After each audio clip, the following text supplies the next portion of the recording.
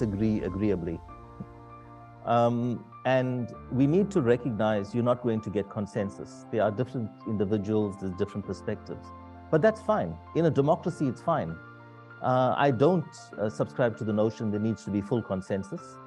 I think there will always be different interpretations to issues, provided the interpretations are not so broad that there's a total disagreement. So if you look at the evaluations that flow out of IFAD, there will be largely over 70% of the recommendations are agreed upon. The other 30, there may be some disagreement or partial agreement. That's fine. That is an international figure that you find in the IFIs, you find it in the UN agencies. That's not a problem.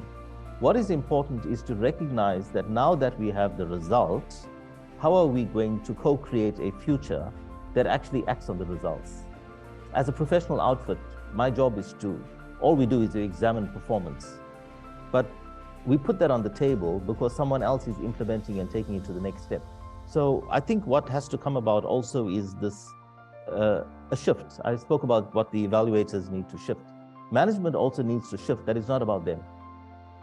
And not to believe, and to get away from the notion that a policy written up in Rome or in New York is going to translate into brilliant results across the world. It doesn't work that way.